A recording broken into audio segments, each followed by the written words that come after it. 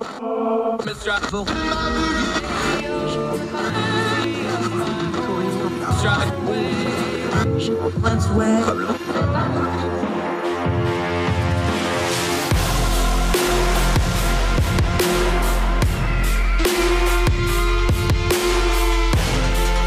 your host, Andrew Donaldson.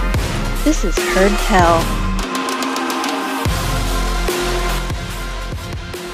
Welcome back to Heard Tell. Okay, let's talk a little zoning, planning, city planning, urban planning, all kinds of planning, or more specifically, the lack thereof. And then you do some planning to try to make up for the non-planning, which makes it even worse. This is the guy to talk about it. He's actually got a whole book out about it. We'll talk about it in just a minute.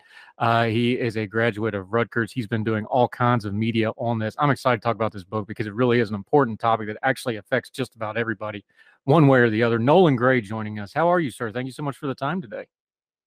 Well, thank you for having me. It's a pleasure to be here. Fantastic. We usually don't let Rutgers people come on unsupervised, but we'll make an exception for you, my friend. Sorry, I'm a WVU guy. The old grudges die hard. Well, it's even worse. Every conference. I mean, in my heart of hearts, I'm a Kentucky fan, so even worse for you. Yeah. No, Rutgers doesn't give you a lot to inspire loyalty from an athletics perspective. But I do bleed blue. People that don't know, a huge amount of WVU's enrollment actually comes from New Jersey. So that's part of the in joke of that. Not that anybody cares about it. Yeah. Let's start with some nomenclature, because here's the problem with things like this is they get buzzwordy online really fast, especially in social media, and people have their little clicks and they'll talk about, affordable housing, or they'll talk about zoning. Let's take zoning and break it down, because that's going to mean different things to different people. Urban folks, they hear zoning, they're going to start thinking, development, maybe urban blight, maybe gentrification. Suburban folks, they hear zoning, they start thinking, they're going to tear down houses and build strip malls. A rural person may never have dealt with zoning and not have any idea what it is other than that thing people argue about on Facebook. Just deal with the nomenclature, break it down for a little bit, what we're actually dealing with when it comes to zoning. Right. So zoning is a system of regulation that we have in cities, suburbs, and some rural contexts that does two things. The first is it tells you what uses are allowed on every single parcel in a city. So broadly speaking, that's residential, commercial, industrial. But then within each of those categories, there are subcategories. So in some residential areas, you are not legally allowed to build an apartment. In others, you maybe can legally build townhouses, but not a duplex. In about 95% of the typical U.S. metropolitan area, it's illegal to build anything other than a single-family home, detached single-family home in a residential area. We'll talk about that, how that ties into housing affordability issues. The second thing that zoning does is it places strict limits on density. So it tells you what you can build and then how much of that you can build, how much floor area you can build in maybe a commercial development, or how many units you can build in a residential development. And as is probably implied by the title of the book, I tend to think a lot of these standards are arbitrary, and they've played a role in making U.S. cities uniquely dysfunctional. Yep, that's called a segue. We call it Arbitrary Lines: How Zoning Broke the American City and How to Fix It. That's Nolan Gray's book. We're going to link it in the show notes. Make sure you buy the book and read its entirety. Let's start right there, though. Arbitrary line. Here's a problem we have where it's a language problem, because we keep talking about government and zoning and regulations as if there's these things that drop out of the either. No, these are government things, but there's people behind there making those decisions, which means good, bad, or indifferent. You get the biases of those people, you get the experience level of those people, and you get the competence level of those people. Demystify it a little bit, because I think that's part of the problem when we deal with something like zoning is it's like, somebody somewhere is doing that. No, there's people doing this. And to really understand the problem, you got to understand the people that are making that decision, right? No, that's exactly right. I mean, I think the way that zoning traditionally certainly was framed was, okay, let's get all the smartest guys in the room and come up with a master plan that's going to control every little detail for what you can and can't do on every single lot in a metropolitan area over the next 50 years, right? So it's very kind of this mid-century modern kind of idea of we can just get the elites all together and solve this problem, and deal with problems like incompatible neighbors, or deal with problems like coordinating growth with new infrastructure investment. I think you made this point very well. It doesn't end up working out exactly that way. Certain biases come into the picture. People start using some of these rules as a way to maybe suppress new construction. If I'm for example, if I'm a property owner, right? If I own some office floor area, it's in my interest to prevent other people from building more of it, so the price just keeps going up. Or if I own residential property in a community, right? It's at least partly to my benefit to block new properties from getting built. That increases the value of my asset, and that's kind of this dysfunctional flow that we've gotten into in many cities. And then, of course, it's been used as a tool for segregation. Of course, in the U.S. context, both on the basis of race, but also income. If you can say, hey, if you want to build a home in this neighborhood, you have to have at least 2 acres of land, even though the market might sustain maybe 5,000 square foot lots. If you have the power to say, set standards like that, you have the power to determine who can and can't live in any given neighborhood. And so what you see in many U.S. cities is these rules have been used to make housing much more unaffordable, and have also been used to segregate cities, both on race and class. Yeah, Nolan Gray joining us. Here's the thing. There's certain things in our parlance when it talks about the other side of the tracks is a good one, and people may not realize that that's based in facts, though, because it was like, oh, well, that side of the train tracks isn't desirable property. This side, a lot of this goes back to some basic things like property rights, the tax-based thing. That's a huge part of zoning. Talk about that for just a second, because those are some of the elements that go into it that are kind of fundamental. But once we start talking about affordable housing and stuff, we kind of forget about those basic building blocks. So just touch on that real quick. Yeah, absolutely. I mean, so in the book, I sketch out, I think, what are the 4 big things that have gone wrong with zoning. The first is it's made housing much more expensive by making it harder to build and forcing it to be more expensive than it might otherwise have been. It's made it harder for people to move to high opportunity areas, maybe thriving cities that are growing. It's made it easier for bad actors to enforce segregation in U.S. cities, and then it's forced cities to take on maybe a more sprawling form that they might otherwise have. And we can get into all of those. But I think you're exactly right. I mean, this is an element of the book that I actually don't touch on very directly, but the property rights issue, right, is that zoning basically puts incredibly strict parameters on what everybody can and can't do with their property. So right now, one of the issues that we're scrambling to deal with, of course, is, well, we need to allow people to actually build maybe something like an accessory dwelling unit or a granny flat in their backyard. That should be legal. In many U.S. contexts, that's illegal. Or you should be allowed to operate a home-based business out of your home, right? Of course, over the last 2 years, many millions of Americans have started working from home, but in many contexts, zoning actually makes that illegal. Of course, that's a major property rights concern that I think many people rightly have. And before we get into the details of this, since you just mentioned it, I do want to ask you about it. Is how much of this you use the term mid-century thinking? You just talked about the COVID pandemic, where people really started embracing technology out of necessity. I think it changed a lot of people's views on things. How much of this is not even the math of it or the politics or the policy? How much of it is just changing generational thought on how we address this issue? Because there seems to be, I know post-COVID, everybody's kind of looking at everything all of a sudden. It's because when you're locked in your house, you start thinking about your house. Let's just put it on a basic human level. How much of this is just a generational thought change that we're in the middle of, and we maybe don't have the nomenclature and the policy to match it all yet? That's a really great point. I think there's 2 elements here. I think this was part of a broader project of making the detached single-family home the norm. And in the context of maybe post-World War II, that was fine. We had a lot of land that was very cheap. But now a starter home doesn't look like a detached single-family home on maybe a 5,000 square foot lot in many U.S. cities. In many U.S. cities, a starter home might look like a townhouse, or it might look like half of a duplex. And those are types of houses that we actually make illegal to build today. Land prices have just gone up so much that old Levittown style 5,000 square foot lot just is not economical. And 2, I think also zoning has entrenched, I think, a cultural norm of this idea of your neighborhood should never change, right? You move into a neighborhood, and when you buy a home in a neighborhood, you're buying some collective right into that neighborhood never ever changing. Healthy neighborhoods and healthy communities are constantly changing, right? And the way I frame it to people is like, you can either have all the buildings in your neighborhood remain the same forever, or you can have the relative demographic composition of your community change, right? So you see so many neighborhoods in a place like California, where I am now, where they haven't built any new housing for the past 50 years. So in one sense, they look the same, but in another sense, no young family can afford to buy a home there. There's no children there.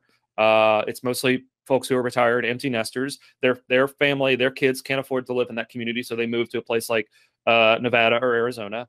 And the built form of the neighborhoods remains the same, which was the purpose of zoning, but the community, for all intents and purposes, has collapsed. And this was, I think, this has been a California problem for a long time. But what we're seeing it now increasingly is spread to places in the Mountain West or places in the South.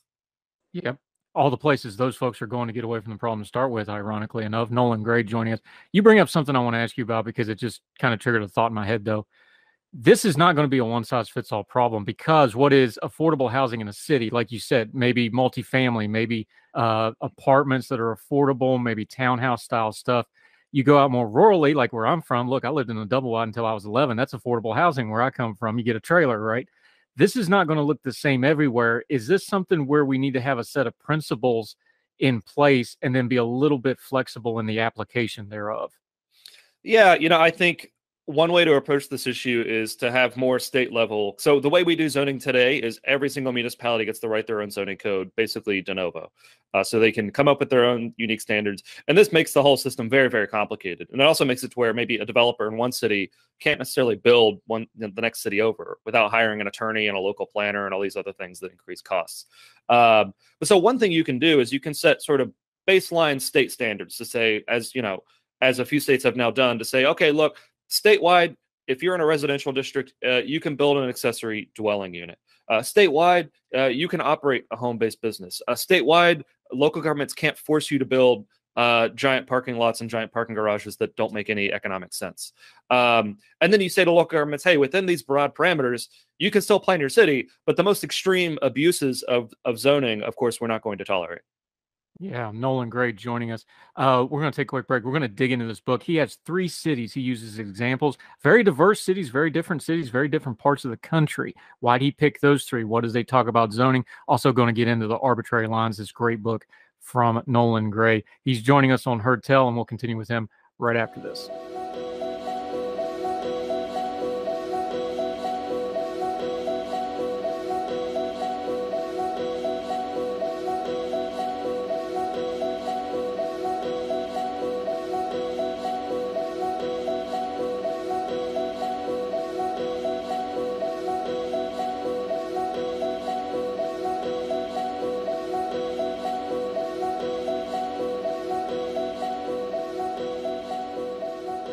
Welcome back to Heard Tell. We are talking to Nolan Gray. He's got a great book out on zoning and urban planning and city planning, how zoning broke the American city and how to fix it. Arbitrary Lines, great title, by the way. Love it.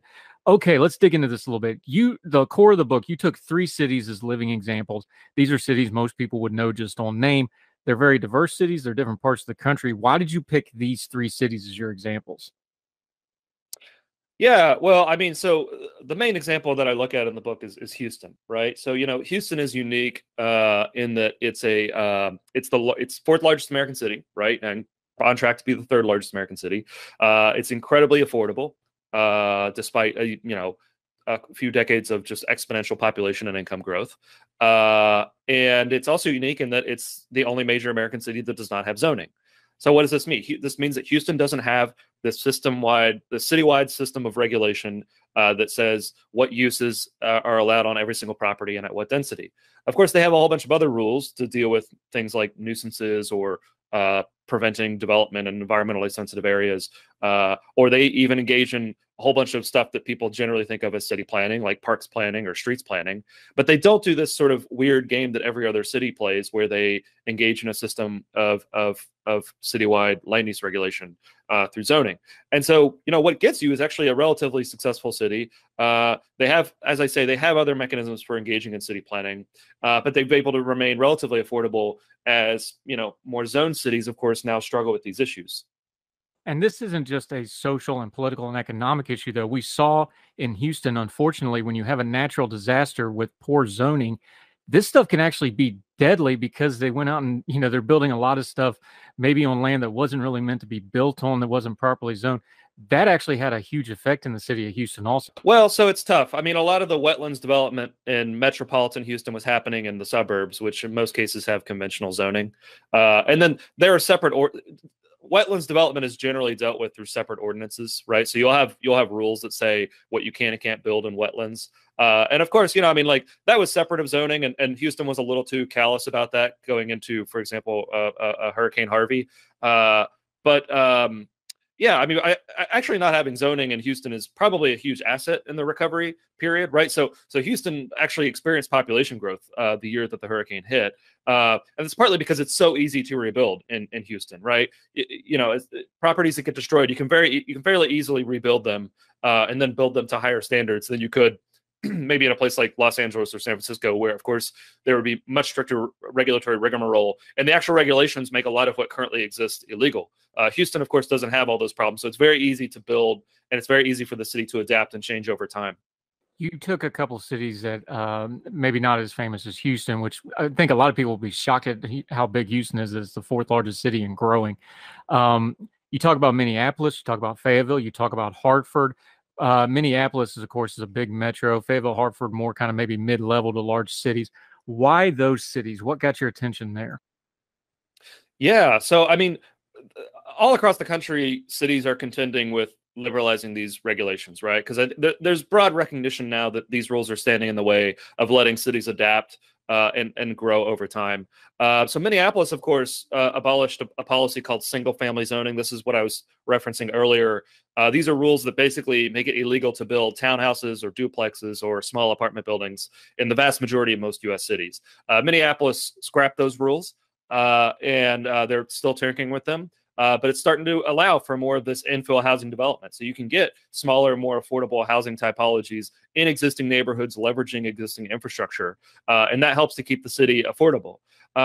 I like the example of Fayetteville, Arkansas, because I think a lot of people tend to think like, oh, okay, big cities have these problems. Big cities are going to do zoning reform, but maybe a mid-sized college town like Fayetteville, that's not really relevant to us. I'm from Lexington, Kentucky, which is a very, very similar context to Fayetteville. And you look at Fayetteville and they've said, okay, hey, we're going to we actually want more infill development. We want to legalize those main street developments, those main street storefronts that so often in many small towns just sit empty. Let's get rid of some of the rules that block entrepreneurs in our community from leveraging some of those properties and revitalizing some of our streets. And one of the rules that they zeroed in on were parking mandates, which say if you want to operate a shop or if you want to build maybe a small apartment building, you have to build a huge parking lot, right? I mean, this is why you drive on any major corridor in America and there are these huge empty parking lots that are so big that they don't even fill up on Black Friday. If they don't fill up on Black Friday, they probably don't need to be built that big. But so Fayetteville said, we're going to scrap some of these rules. Hartford, of course, in Connecticut, similar story, right? This is much more of a Rust Belt dynamic, a city that's experienced population loss. But they're liberalizing a lot of these rules too, to say, hey, we want people to come back into our community. We want people to invest and build. Let's get rid of some of the regulatory barriers to people doing that.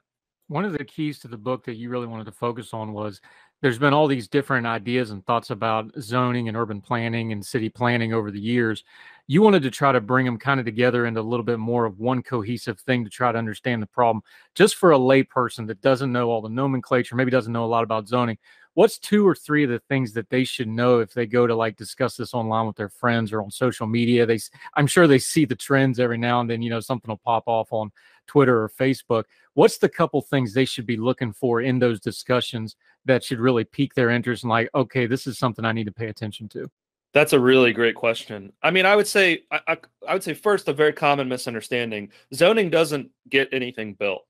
Zoning only stops things from being built, right? So, for example, when you have a policy like single-family zoning and you get rid of it, that doesn't mean that it's no longer legal to build a single-family home. That just means that it's now legal to build things other than single-family homes, right? So you get this confusion quite a lot. Same with parking mandates. People say, well, we can't get rid of parking mandates because we still need parking in our community. Well, the mandate just says we're not going to force anyone to build it. If a developer still wants to build this parking or feels it's necessary to lease out or sell a space, he or she will build that parking. A mandate just says the government's not going to force you to do it anymore. That's the first. The second is, I would say, consider the downstream cost of a lot of these policies, right? I think a lot of people, they maybe support some of these policies and, concerned about things like community character, or maybe extremely concerned about how a development's going to change their community. the alternative is never for a neighborhood or a community to stay the same, as I was kind of saying earlier, right? If you don't build those additional housing units, your city's going to change. It's just going to become much more expensive, and working class families are no longer going to be able to afford a home. They're going to have to leave. They're going to have to move away. Your city's going to become less diverse, less dynamic.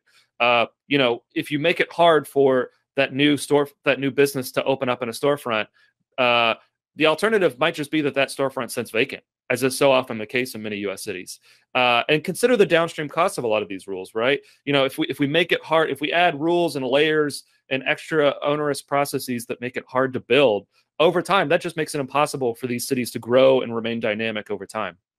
Yeah, Nolan Gray joining us. He's the author of Arbitrary Lines, How Zoning Broke the American City and How to Fix It. Let's talk about that fix it part, because we started this conversation talking about it. Behind all the zoning and the whether you want to call it, land use regulation, zoning, whatever, there's always going to be people behind these policies. If you go to a post-zoning America, what's some of the things you put into place to make sure that the same people problems don't pop up again? Because we know the policy is only as good as the people that implement them. What would that look like? What would those steps be to keep some of the human factors from ruining whatever comes after zoning if we did repeal it? Yeah. So, I mean, I critique zoning, but of course, I think you still need certain land use regulations. Absolutely. The question is, how should they be structured? So I think a few things. One is regulate the impacts that people actually care about, right? So in the current system, we say, okay, we don't want a corner grocery coming into this little neighborhood because we're worried that it'll make too much noise and generate too much traffic. So we're just going to ban the corner grocery. Well, I would say if you're concerned about the noise and you're concerned about the traffic, regulate that or put prices on that, right? So, we can say, hey, yeah, noisy neighbors are a problem. We're going to have relatively clear rules that are enforced consistently and fairly on noise. Or, yeah, traffic is a problem. If you're going to put a whole bunch of a big giant parking garage on a property, you can pay a fee that covers some of the costs that you're imposing on neighbors. I think that sort of regulation is completely appropriate. And that's really what people want from land use regulation. They want these impacts to be regulated. I would say the second thing is a recognition of the extent to which a lot of these problems solve themselves, right? So if you look at unzoned contexts like Houston, the nightmare scenario of an oil refinery opening up in a suburban cul-de-sac, it just doesn't materialize in practice, right? These are very different uses that want to be in different places. But then for conflicts that people are concerned about, neighbors are actually very good at coming together and developing emergent solutions to solve these problems, right? So of course, people form neighborhood associations that voluntarily opt into certain land use rules for maybe a community where it's like, yeah, we want this to be a neighborhood of detached single family homes. People can voluntarily opt into those rules, but maybe it's not appropriate for the local government to be adopting and enforcing these rules at the public expense. And then the third, I think, big piece of it is you do need planning work. And we don't do a very good job of this in the US, but you do need people who are stewarding the public realm. You need civil servants doing this work of planning out streets that make sense, planning out parks at regular intervals, planning out where public facilities are going to be. We actually don't do a lot of this work in the US today. And that's why so many U.S. suburbs kind of look like a mess of winding streets and aimless cul-de-sacs and power centers, and you have to drive everywhere, and you can't walk in any context. And there's very little mixture of uses. We can do some of the physical planning work to actually build communities that people like, and then say, hey, we're going to plan out the public realm, and then what you do on your private land, we leave up to you. Nolan Gray's joining us.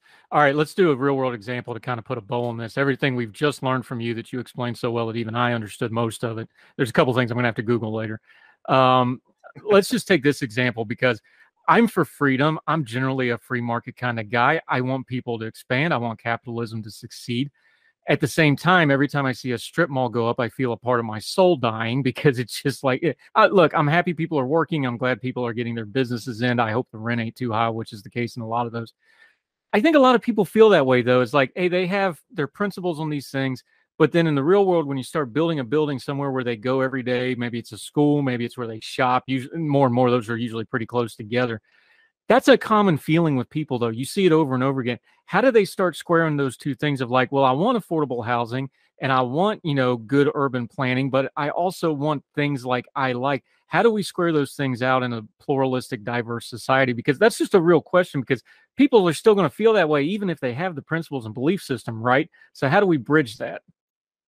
That is a real challenge. I mean, I would say to your specific example, the strip mall. I mean, the strip mall is the ultimate product of zoning, right? I mean, you basically say we're not going to allow small commercial that's integrated into neighborhoods. It's going to have to be in one place, and it's going to have a ton of parking, and it's going to have to be set back 50 feet from the street, right? The strip mall is a creature of zoning, and I would say just to kind of expand that out, I think a lot of the development that people see that they just don't like, that they see maybe as draining resources from their community, or requires a whole bunch of infrastructure that's very expensive on taxpayers.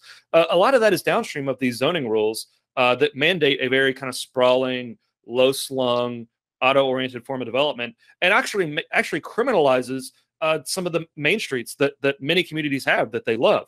Right, so that traditional development of ground floor shops and then apartments over top. Not everybody wants to live like that, and I respect that, but a lot of Americans do. And if you actually look at the numbers, right, those inner suburban neighborhoods that have a mixture of maybe a duplex next to a single family home, next to some townhouses, with a deli on the corner, maybe a barber shop within walking distance, maybe a doctor's office, maybe somebody's a lady is offering musical lessons out of her home, right? These are the kind of communities that were strong and resilient and that remain extremely desirable, and they're actually completely illegal to build in many U.S. cities today. And I think when you sort of make people realize this, it immediately starts to click. The type of neighborhoods that we want so desperately, the ones when we have them, we cherish them, and we actually put historic overlays on them. But then we say you can't build neighborhoods like that anymore. Zoning, of course, is one of the key barriers to building the types of cities that many people so desperately want. Yeah, and not to bash on the strip malls, but there's ways to do that even in suburbia, where I know there's a large development. I got to watch it be built because it was a field when I first moved down there. And they built the shopping area with the movie theater and the restaurants and all the different various use stuff. And they put the mid-level to middle high range homes, single family homes on one side. And then they put the apartment community on the other side, all same developer, and both are walkable to the shopping in the middle. There's ways to do this that make not everybody happy, but a lot of people happy, and everybody say, what's the key here? Is it politically? Is it policy? Is it a ratio between the two? For us that want to advocate with our elected officials, which is where this stuff always goes through, and then the money people get involved. So we're real about this. What's the ratio there between policy and politics and just us, frankly, giving a damn, for lack of a better term? What's the ratio there to make this stuff better? Yeah, I mean, I would say first at the local level, local governments have huge amount of latitude over a lot of these rules, right? So many U.S. cities and suburbs will have a zoning ordinance that was written, 30 to 50 years ago, and will have a whole bunch of rules that make this type of desirable infill development illegal. Local governments can amend those rules today, right? They have a huge amount of power. At the state level, it's appropriate, I think, for state legislators to say, let's put up some guardrails on this, right? Let's allow those accessory dwelling units. Let's get rid of the parking mandates. Let's reintroduce some flexibility back into the system. I would say, too, in terms of moving away from zoning completely as a concept rather than just amending it, I'd say get some of these other things right. Get the nuisance regulation right. Help communities develop their own sets of rules if they want them. Get the physical planning right, and then put zoning back to a vote. Right? Ask people, do you want this institution? In some cases, people will, but I think in many cases, people will say, yeah, actually, our community is better without these rules that segregate uses or that just don't allow us to actually build any infill. And once you kind of get to that level, then I think we'll really be able to move past zoning, and we'll have a much stronger, more prosperous, more diverse American city on the other side. He's Nolan Gray. The book is Arbitrary Lines, How Zoning Broke the American City and How to Fix It. It's a great book. We've linked to it in the show notes, how you can get it. But let folks know anywhere where you would like them to get it. And until we see you again on Heard Tell, which I hope is soon, where they can follow you with your social media, your writing. You're doing media for the book, obviously. It's going to be a big success. Let folks know where they can follow you and keep up with you, my friend. Yeah, well, I'm on Twitter, Nolan Gray, NOLANGRAY. You can follow me there. I'm sharing thoughts on zoning. The book's available pretty much everywhere. I always say to people, if you have a local bookstore that you want to support, go grab a copy there. Ask that they stock it. You can, of course, get it on Amazon or Bookshop. Easiest way is to order directly from the press, Island Press, or just request that your local library stock a copy. But there's many ways to get it. We got an audiobook coming out shortly. Unfortunately, I'm not the one narrating it. But many exciting things. I look forward to hearing from people. Yeah, it's an important topic. It's one that doesn't get as loud as some other stuff, but it probably should, because, hey, we've all got to live here and we got to all live together. We should probably do a better job planning that out. Nolan Gray, thank you so much. We'll definitely have you back to talk more, because these issues are never going to go away as long as people are living in America, which I hope is for a long, long time. Thank you so much for your time today, sir. Really appreciate it. Thank you. It was a pleasure being here. Thank you, sir.